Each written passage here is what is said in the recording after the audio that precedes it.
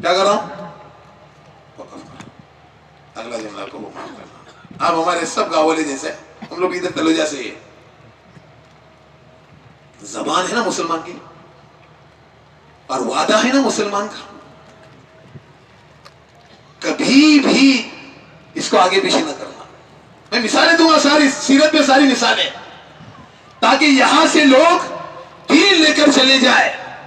انصار مدینہ اور صحابہ جہاں کہیں گئے, ان کی تجارت کی وجہ سے لوگوں نے اسلام قبول کر لیا ہے. مثال دیتا آپ کو, ایک شخص نے ایک شخص سے قرضہ مانگا, دونوں نے قرض طے ہو گیا, لیکن گواہ کون؟ گواہ اللہ ہے. اللہ کہہ رہا کون گواہ ہے؟ فرمایا وقت متعین کرو. وقت متعین ہو گئے, لیکن جیسے دینے کا وقت آیا, وہ آدمی نہر کے پیچھے رہتا تھا تو پانی میں طغیانی آئی.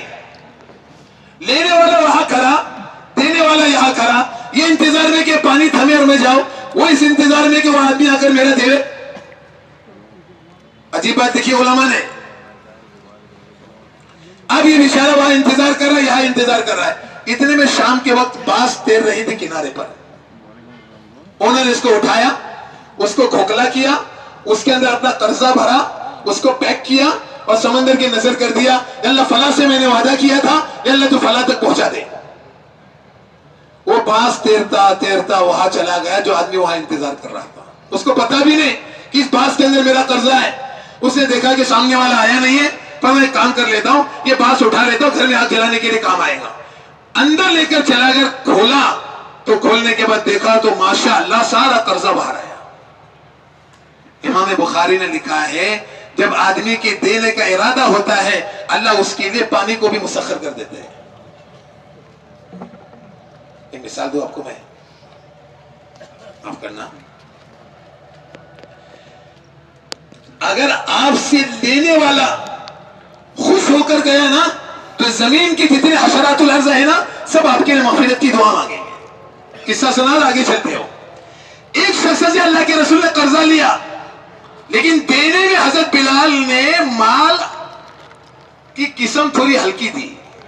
ہم بھی دیتے, یاد رکھنا, لیتے برابر ہے, دینے میں قسم کو ہلکا کر دیتے ہیں. دینے میں قسم کو ہلکا کر دیتے ہیں. تو ایسا ہی کہ حضرت بلال نے جو دیا نا, اس میں چیز کی ذرا ہلکی ہو گئی. تو سامنے والے نے کہا میں نے لوں گا یہ. فرمایا اللہ کے رسول کا معاملہ ہے. فرمایا اللہ کے رسول سے بڑھ کر کوئی عدل کرنے والا ہے؟ اللہ کے رسول کے سامنے شکایت پیش کی. اللہ کے رسول نے فرمایا جب تک مظلوم ظالم سے اپنا حق لیتا رہے گا, تب تک میری امت پاک رہے گی. جس دن مظلوم ظالم سے حق لینا چھوڑ دے گا, اس دن میری امت کی پاکیزگی ختم ہو جائے گی. کریں انشاءاللہ, تھوڑا کمائیں گے اور صاف ستھرا کمائیں گے. اس کا فائدہ کیا ہوگا معلوم ہے؟ معاف کرنا, آپ سب ہمارے بڑے لوگ ہیں. تم نے میں نے کیا کیا معلوم ہے؟ خرچ اتنا, کمائی اتنا, خرچ اتنا کر دیا ہے. اس کا کیا اصول ہے؟ کمائی اتنی اور خرچ اتنا کر دیا, اس کا کیا اصول ہے؟ اس کا اصول حضرت علی کی زندگی سے ملتا ہے رضی اللہ عنہ. حضرت علی بیٹھے ہوئے تھے, کسی نے فالودہ پیش کیا. حضرت علی نے 3 باتیں فرمائی. رنگ کتنا خوبصورت ہے, خوشبو کتنی لذیذ ہے, خوشبو کتنی عمدہ ہے, اور تو کھانے میں کتنا لذیذ ہوگا. لیکن ماں نے جملہ کہا کہ جس چیز کی عادت میری زندگی میں نہیں ہے, تو کھا کر عادت کیوں پیدا کروں. ہم نے کیا کیا ہے؟ اپنی کمائی سے زیادہ کیا بنا دیے؟ بنا دیے. آگے سناتا ہوں آپ کو, اللہ معاف کرے. یہ ہمارا سارا شہر ہے, ہمارا زندگی خوبصورت ہمیں بنانا ہے. آگے آئیے. شیخ صاحب سے ہم نے سنا مسلمانوں کا معاشرہ 2 چیزوں کی وجہ سے چلا گیا, ریڈی میڈ کھانا اور ریڈی میڈ پہننا. مثال دوں گا آپ کو تاکہ دلائل سے ہم سمجھیں گے. حضرت علی رضی اللہ عنہ کے سامنے ایک آدمی مہمان آیا. حضرت علی نے ایک ایسی تھیلی کھولی, اس کے اوپر مہر لگی تھی, اس کے اندر اور ایک تھیلی نکلی. سامنے والا سمجھا شاید کوئی عام چیز دے رہے, پھر کھولا, اس میں ایک مہر لگی ہوئی تھیلی نکلی. اس کو کھولا تو دیکھا کہ مدینہ کا ستو نکلا. تو کسی نے پوچھا, یہ علی تم ستو کھا رہے؟ فرمایا ہاں، یہاں کے بھٹیار یہ نا کھانے والے، ان کے کھانے پر مجھے اعتبار نہیں، یہ شبہات والے کھانے بیچتے ہیں، اس وجہ سے آج تک میں مدینہ کا ستو کھا کر زندگی گزارتا ہوں۔ کیا گزارتا ہوں؟ اللہ معاف کرے، تمہارے میرے کو کیسا لگے گا؟ صبح کو بھی آرڈر دینا ہے، شام کو بھی آرڈر دینا ہے، برا مت لگنا، یہ ساری باتوں کا میں مذاکرہ کر، برا مت لگنے دینا۔ آپ صلی اللہ علیہ وسلم بیٹھے ہوئے، امی عائشہ رضی اللہ عنہا نے شہد اور دودھ دونوں کو ملا دیا۔ اللہ کے رسول نے مان فرمایا، اے عائشہ تو نے 2 سالن جمع کر دیے، دودھ سے روٹی کھائی جا سکتی ہے، شہد سے روٹی کھائی جا سکتی ہے، تو نے دونوں سالن الگ کیوں کیے؟ کیا کہا؟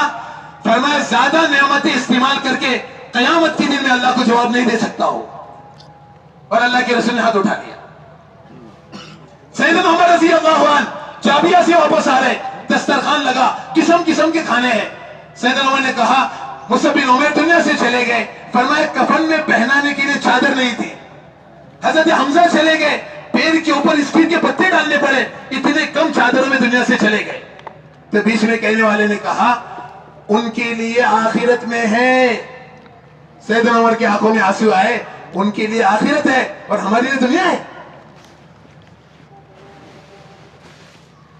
میں ہاتھ جوڑ کر چند باتیں آپ کو عرض کر رہا ہوں۔ یہ ہماری اولادیں، ہماری بچیاں، ہمارے تجارت کے اصول، ہمارے کھانے کے اصول سارے شریعت کے موافق ہو جائے، تاکہ ہماری زندگی سادگی کے ساتھ گزر جائے اور حرام کی طرف ہمارا قدم نہ اٹھے۔